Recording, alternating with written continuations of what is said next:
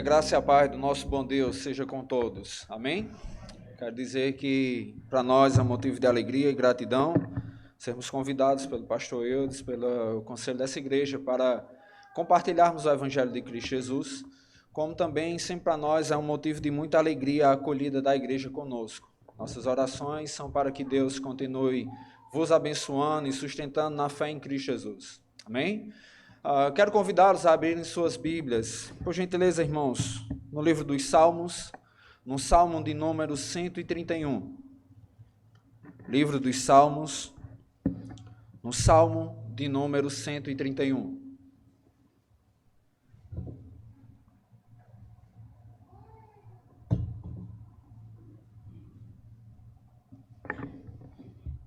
Mesmo assentados, peço que a igreja acompanhe a leitura do texto sagrado. E a palavra do Senhor nos diz o seguinte: Cântico de romagem de Davi. Senhor, não é soberbo o meu coração, nem altivo o meu olhar. Não ando à procura de grandes coisas, nem de coisas maravilhosas demais para mim. Pelo contrário, fiz calar e sossegar a minha alma. Como a criança desmamada se aquieta nos braços de sua mãe, como essa criança é a minha alma para comigo. Espera, ó Israel, no Senhor, desde agora e para sempre. Amém? Meus irmãos, alguém certa vez disse que nós podemos medir a importância que nós damos ao culto, ao momento em que nós cultuamos a Deus, quando nós avaliamos o tempo em que nós nos preparamos para o culto, com o tempo em que nós nos dedicamos nos arrumando para vir para o culto. E a ideia é, você gasta mais tempo se arrumando em frente ao espelho, ou você se gasta mais tempo se preparando para o culto, meditando na palavra do Senhor e em oração. Então, se você quer saber se você mesmo dá muita importância, ou qual o tamanho, ou quanta importância você dá ao culto do Senhor, me falha a memória quem havia dito, mas uma das formas de você observar isso é comparando o tempo em que você se dedica para vir à igreja, para vir cultuar o Senhor. O salmo que nós lemos, salmo de número 131, é um salmo de romagem. Os salmos de romagem, eles estão entre os salmos, entre o salmo de número 20 e o salmo de número 134. É uma coleção dos salmos, é uma coleção que está entre o livro dos salmos. E esses salmos, eles foram escritos para serem entoados pelo povo de Deus, pelos peregrinos de Israel, que eles iam a caminho do Monte Sião, que ficava em Jerusalém, a fim de adorarem ao Senhor, a fim de prestarem culto a Deus no templo. Pois a lei de Moisés ordenava que, no mínimo uma vez ao ano, o povo se dirigisse para lá, para cultuar a Deus, para oferecerem culto a Deus, oferecerem sacrifícios e ofertas ao Senhor. Desta feita, então, os romeiros vindo de diversas partes da Palestina e de fora dela também, eles vinham com suas famílias, eles acampavam à beira do caminho em algumas tendas, levando em vista chegarem até Jerusalém, para lá então poder cultuar a Deus, para lá então poder prestar cultos ao Senhor, para lá então apresentar diante de Deus as ofertas e os sacrifícios que outrora tinham preparado. Esse salmo, então, esses salmos, na verdade, a coletânea dele, vai falar sobre os sentimentos do povo durante essa caminhada, em meio às circunstâncias em que o povo se dirigia ao templo. Então, esses salmos, os cânticos de romagem, eles vão falar sobre circunstâncias como a queda do pecado, vai falar sobre angústia, vai falar sobre tristeza, vai falar também sobre adversidades, como também confissão. Dessa forma, então, esses salmos, ou o assunto predominante nesses salmos, é que nós devemos buscar a Deus em meio a todas as circunstâncias da vida. Nós devemos buscar ao Senhor, buscar a presença de Deus, cultuar ao Senhor em meio a todas as circunstâncias da vida. Pois nós sabemos que, semelhantemente ao povo que estava indo adorar ao Senhor em Jerusalém, nós caminhamos para Jerusalém celestial. Nós caminhamos para o lar eterno, qual Deus preparou antes da fundação do mundo. Dessa forma, esses salmos, eles são apropriados para mim e para você, para nos instruir durante a nossa caminhada, para dizer como eu e você devemos nos comportar, devemos viver enquanto nós caminhamos até a Jerusalém Celestial, mas também são salmos que nos apresentam o cuidado de Deus com o seu povo. Nos mostra Deus cuidando, nos mostra Deus fortalecendo, nos mostra Deus guiando o seu povo. Quanto ao contexto em que esse salmo foi escrito, é muito provável, e aí o salmo ele já nos dá uma dica que esse salmo é um salmo de Davi, é muito provável que esse salmo tenha sido escrito por Davi em meio aos conflitos que houveram entre Saul e Davi. Conflitos esses que estão registrados em 1 Samuel e 2 Samuel no livro das Crônicas. Mais precisamente, segundo Augusto Nicodemos, esse salmo ele pode ter sido escrito quando Davi, que nós sabemos lá à luz de 1 Samuel capítulo 16, no momento em que Deus ele chama Samuel, e ele vai dizer, Samuel, até quando você vai tolerar Saul? Deus não estava aprovando o reinado de Saul, e pede então que Samuel se dirija até a casa de Jessé, pai de Davi, para lá então um dos filhos de Jessé, no caso Davi, que seria escolhido por Deus e ungido para ser rei sobre Israel. Então isso acontece, Jessé vai lá, ou Samuel vai na casa de Jessé, Davi é ungido para ser rei sobre Israel. Tempos depois então Davi é apresentado a Saul, no momento em que Samuel vai nos registrar que o Espírito do Senhor havia se retirado de Saul, e então um espírito maligno o atormentava. Os servos de Saul foram então à procura de homens que pudessem tocar alguns instrumentos, entre eles Davi, para alegrar o coração do rei Saul. Saul então se encanta com Davi, com a sua habilidade nos seus instrumentos. Então o texto vai continuar nos mostrando que Davi então ele passa a trabalhar com Saul, e há um registro da luta entre o povo, os soldados, Saul e seus soldados, assim como Davi e seus homens, contra os filisteus. Ocasião essa que Davi vai derrotar Golias. E no retorno, então, quando Davi vem com seus homens e Saul também com seus soldados, as mulheres vindo de todas as cidades de Israel, assim o texto nos relata, elas vão cantar dizendo, Saul matou os seus milhares e Davi matou os seus 10 milhares. Lá em 1 Samuel, então, vai nos dizer que diante daquela cena, diante daquele momento, Saul ele não viu Davi mais com bons olhos. Aquele é um momento, então, que no coração de Saul nasce inveja a respeito de Davi.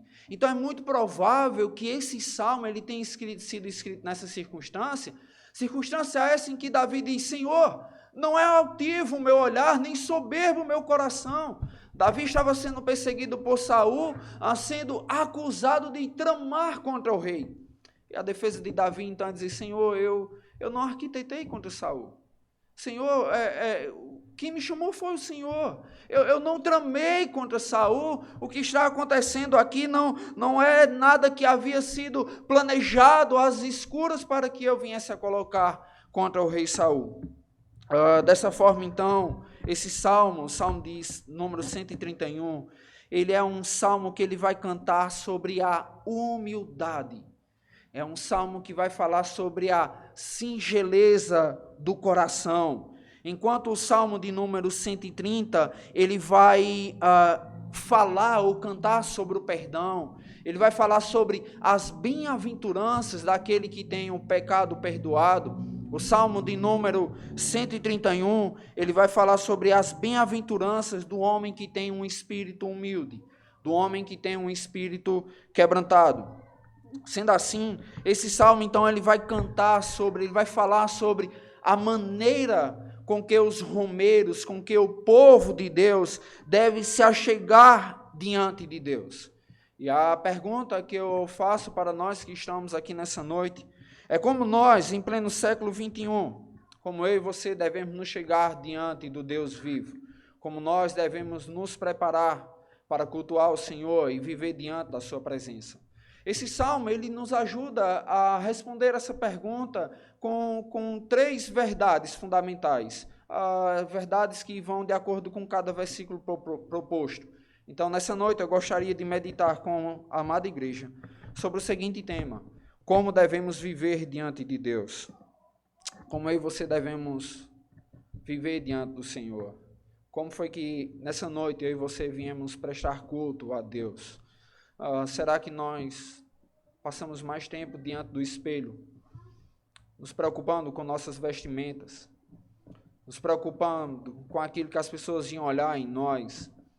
Ou será que nós nos preparamos porque sabemos que viríamos nos encontrar diante de Deus, com a congregação? Essa é a grande pergunta, amados irmãos, não só para o momento de culto. Essa é a pergunta que deve vir todos os dias, em todo momento. Como eu e você devemos viver diante do Senhor.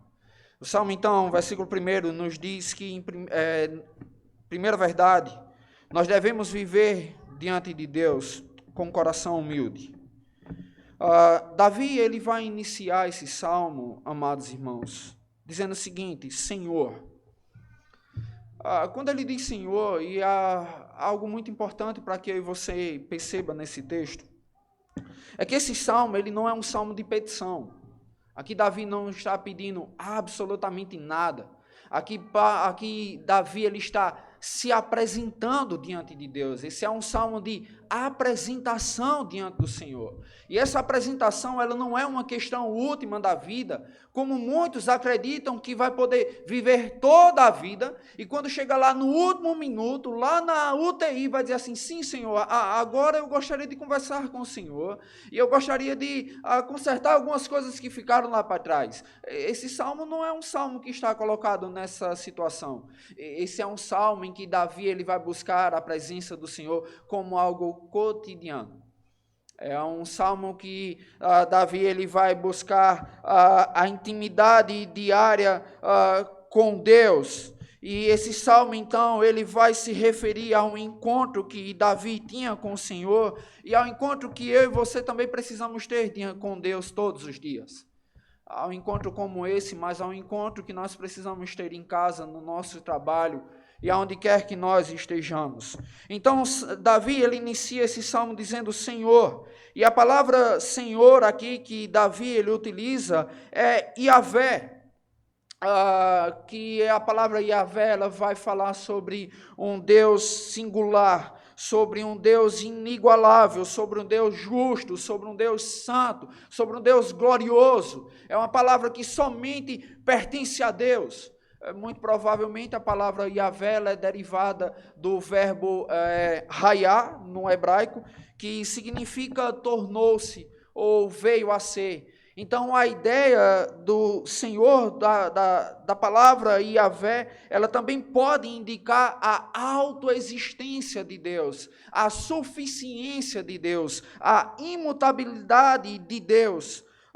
Mas quando nós também olhamos o contexto de Gênesis, capítulo 3, momento em que Moisés se dirige ao Senhor dizendo, mas quando eu for até os filhos de Israel e perguntar quem me enviou, o que é que eu respondo? E lá o Senhor vai dizer assim, diga que eu sou o enviou. O Deus de Abraão, o Deus de Isaac, o Deus de Jacó foi quem o enviou. E dessa forma, então, a palavra Yahvé também vai designar um Deus gracioso, um Deus que fez uma aliança, um Deus pactual. Irmãos, quando Davi então diz assim, Senhor, Yahvé, Davi não está se apresentando meramente a qualquer pessoa. Davi está se apresentando àquele que conhece a mente, que conhece o coração. Davi está se apresentando àquele que sabe todas as coisas, de quem nós não podemos esconder absolutamente nada. De quem eu e você não temos como nos esconder de sua presença. É diante desse Deus, então, que Davi, ele inicia dizendo, Senhor, não é soberbo o meu coração, não é altivo o meu olhar. Nós sabemos que, no contexto bíblico, a palavra coração, ela se refere aonde se concentra todas as emoções, aonde está todo o pensar do homem. E a ideia, então, aqui é que Davi está dizendo assim, Senhor, o Senhor conhece todas as minhas faculdades. O Senhor conhece a minha razão, o Senhor conhece a minha vontade, o Senhor conhece os meus sentimentos. O Senhor conhece aquilo que eu faço, o Senhor conhece absolutamente tudo o que há dentro de mim. Então esse é um momento em que Davi ele abre o coração e diz, Senhor, não é soberbo o meu coração. E essa é a primeira característica para o Salmo nos dizer que nós precisamos nos apresentar com humildade diante do Senhor. Mas mais à frente, Davi ele diz assim, nem é altivo o meu olhar. E talvez a ideia de Davi aqui possa ser, ele diz assim, Senhor, eu sei que diante de ti eu não posso manter soberba, eu não posso manter absolutamente nada que há no coração do homem caído, porque o Senhor conhece todas as coisas e eu preciso viver diante de ti com humildade, pois eu não tenho para onde ir, o Senhor conhece todas as coisas.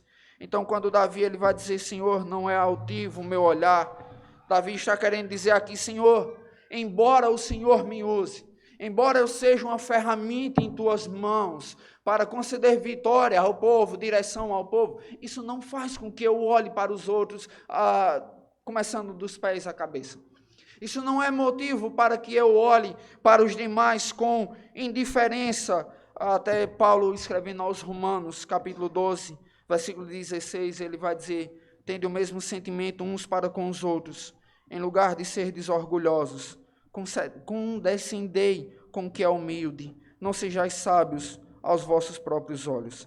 E se nós pudermos observar, amados irmãos, o texto, quando Davi ele diz assim, Senhor, não é soberbo o meu coração, nem altivo o meu olhar, há uma grande possibilidade de que aqueles que têm um olhar altivo, de aqueles que têm uma fala altiva, nada mais, nada menos, eles escondem um coração soberbo.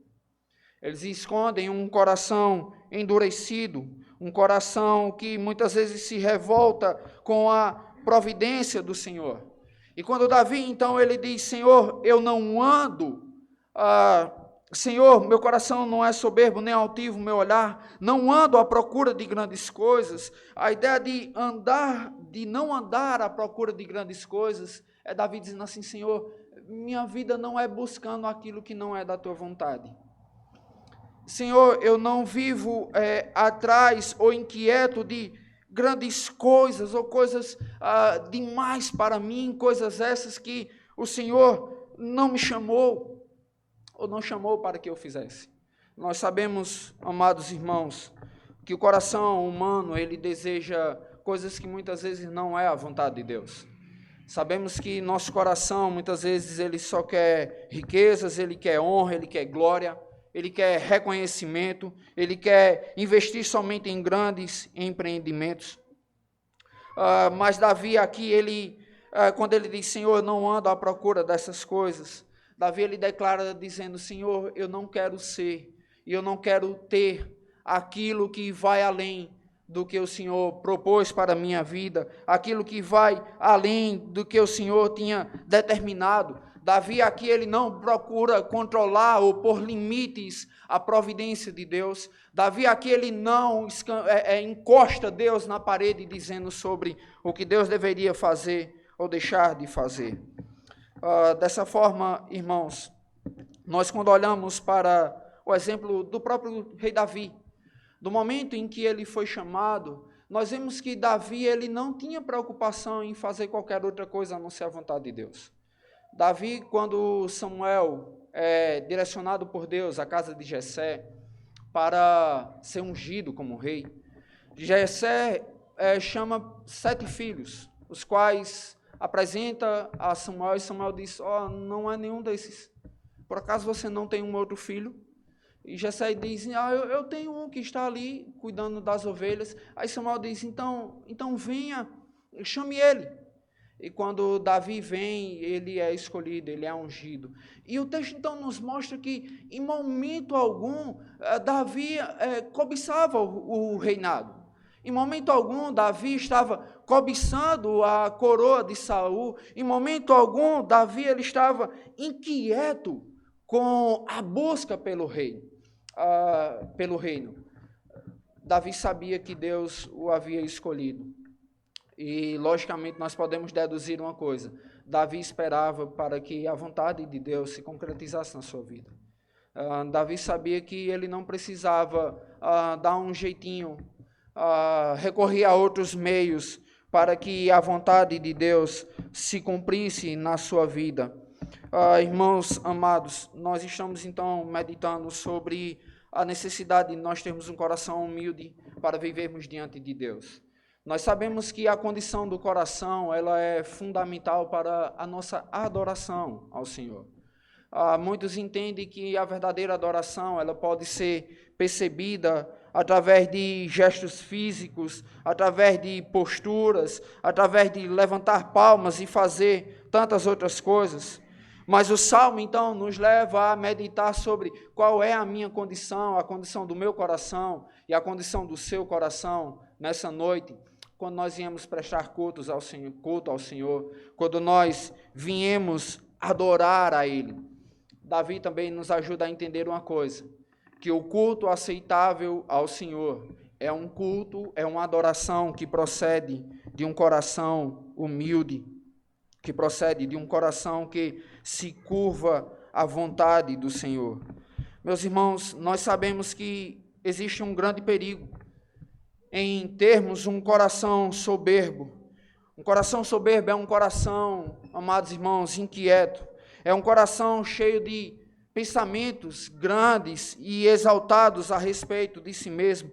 É um coração que fica inquieto com a providência divina.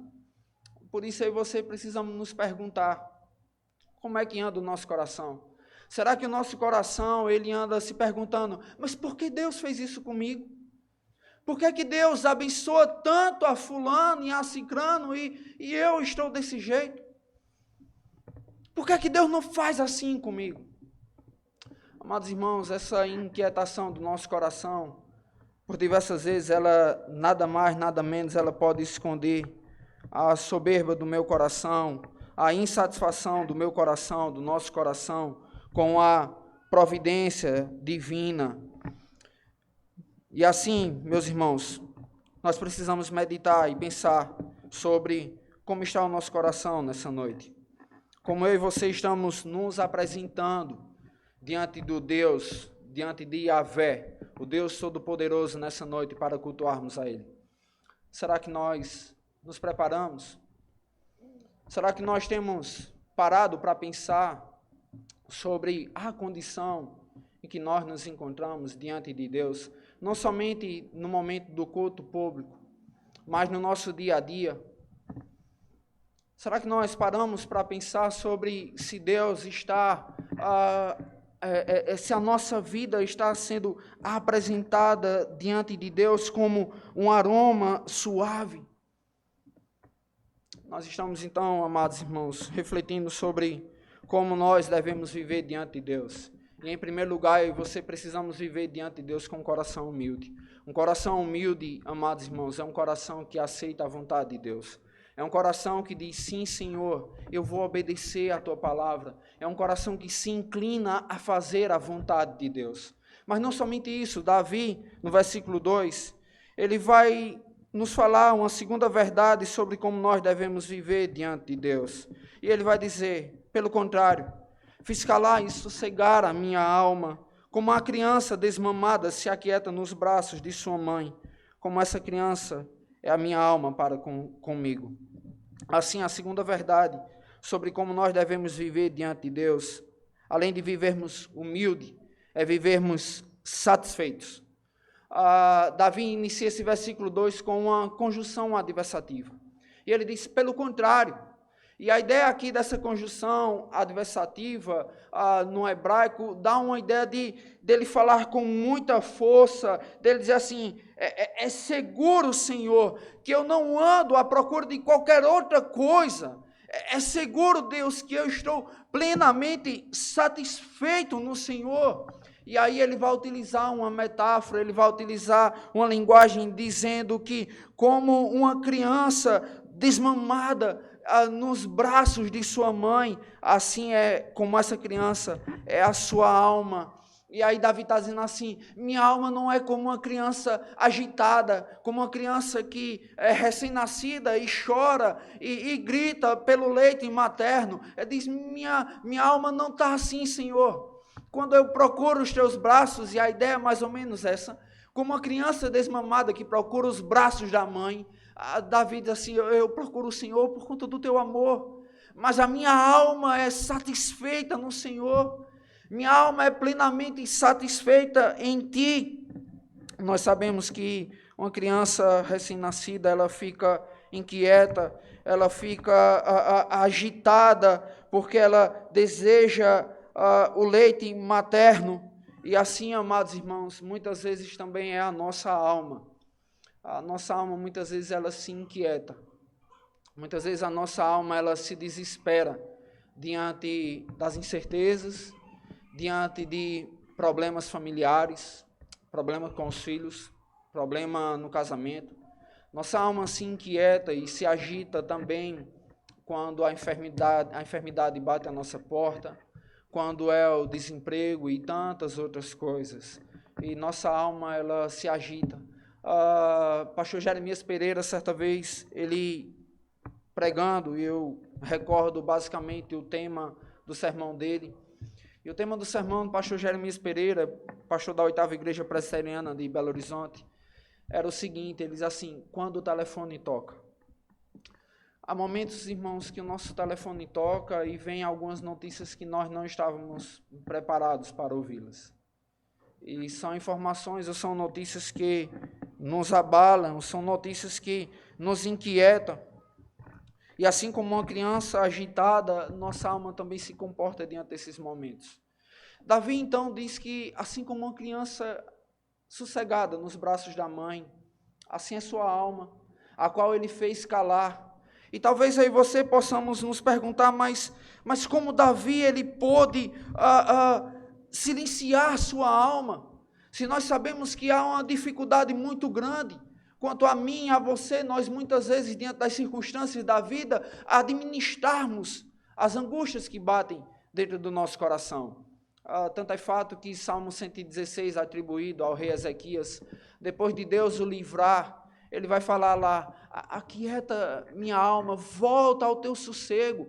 Há momentos em que eu e você precisamos ministrar a palavra de Deus à nossa alma, para que ela se inquiete, para que ela a sossegue. E o texto, então, ele não é muito claro em nos dizer exatamente como eu e você podemos aquietar e sossegar a nossa alma. Mas o texto nos diz que Davi, ele fez uma coisa, ele apresentou-se humildemente diante de Deus. E depois dele apresentar-se humildemente diante de Deus, curvar-se diante da vontade soberana de Deus, a sua alma pôde aquietar-se. A sua alma pôde satisfazer-se, pôde descansar no Senhor.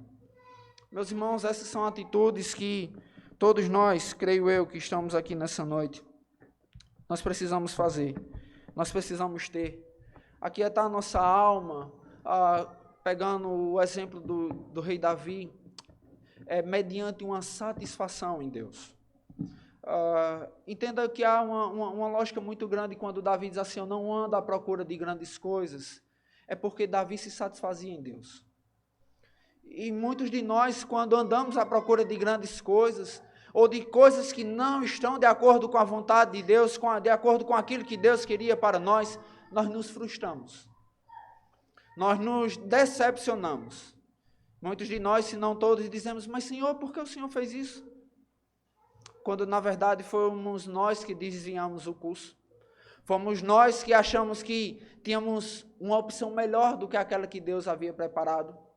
Fomos nós que achamos que a nossa sabedoria nos levaria a um lugar mais feliz, mais satisfatório. Uma criança desmamada, ela se assossega nos braços da sua mãe, porque ela tem satisfação, porque ela foi satisfeita. Meus amados irmãos, foi isso que Cristo fez por nós. Cristo na cruz, quando ele morreu e pagou a nossa conta, ele satisfez a justiça de Deus. A punição que o pecado, que viria sobre o pecador, que viria sobre aquele que infringiu a lei, que transgrediu os mandamentos do Senhor, os mandamentos de Deus, Cristo Jesus o satisfez na cruz.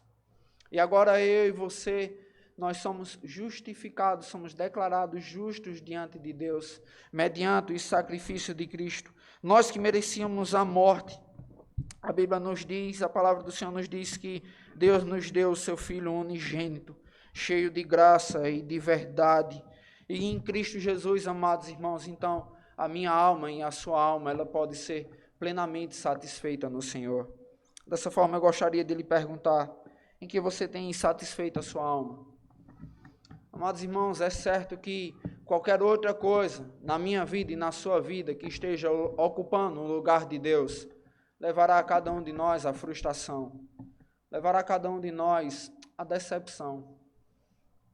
Nessa noite eu e você, mediante a palavra do Senhor, somos orientados, somos convidados a descansar o nosso coração no Senhor, se satisfazendo nele, se satisfazendo em suas promessas, se satisfazendo em sua palavra, se satisfazendo em sua fidelidade, sabendo que a prova cabal do amor de Deus para comigo e para com você não são as circunstâncias das nossas vidas, mas é o fato de que Cristo Jesus, ele veio e ele morreu no meu lugar e no seu lugar. Essa é a prova do amor de Deus para comigo e para com você. Nós estamos meditando então, amados irmãos, como nós devemos viver diante de Deus. E em primeiro lugar, nós devemos viver diante de Deus com humildade, com coração humilde. Mas também nós devemos viver diante de Deus com coração satisfeito nele. E por fim, então, Davi, ele encerra versículo 3 dizendo: espera, ó Israel, no Senhor, desde agora e para sempre. A terceira verdade que Davi, então, destaca sobre como eu e você devemos viver diante do Senhor, é que nós devemos viver diante dele com um coração confiante. Davi, nesse versículo, ele convoca todo o povo de Deus a seguir pelo mesmo caminho que ele seguiu.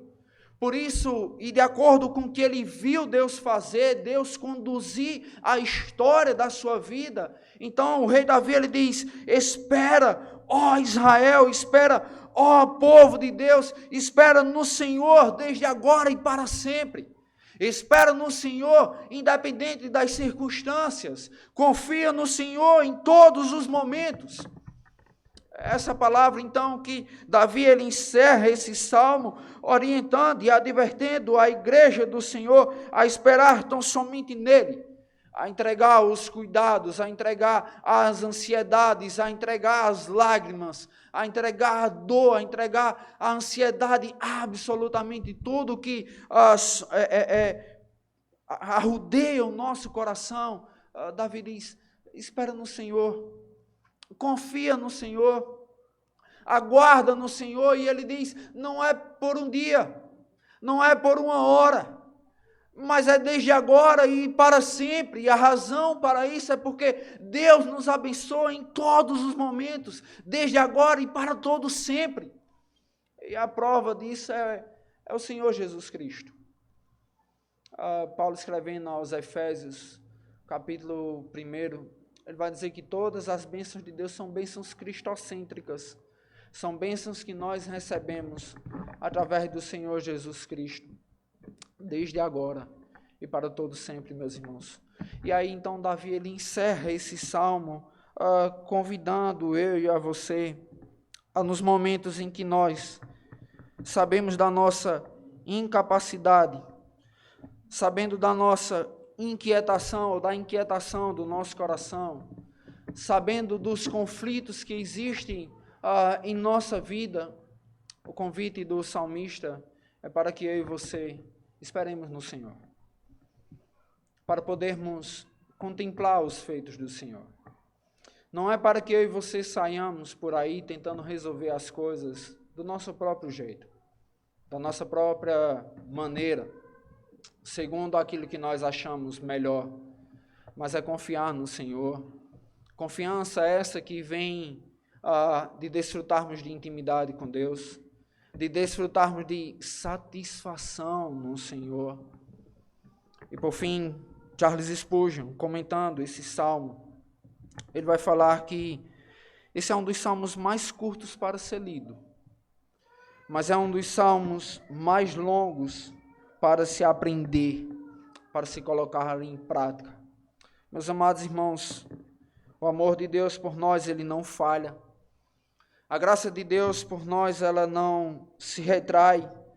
As promessas do Senhor para nós, elas são infalíveis. Por isso aí você podemos esperar desde agora e para sempre no Senhor. Por isso eu lhe convido nessa noite a colocar diante de Deus as inquietações do seu coração. Convido você nessa noite a reconciliar-se com o Senhor. Apresentar o seu coração diante de Deus. Entendendo uma coisa, é diante de um Deus que conhece todas as coisas. A quem eu e você não temos como esconder absolutamente nada. E não há necessidade para isso. É diante de um Deus que conhece o sofrimento que cada um passa, quer seja em casa ou fora de casa. Nessa noite, eu e você somos convidados a satisfazer o nosso coração nele. E confiar nele. Confiar na sua ação. Confiar na sua providência divina. Desde agora e para sempre.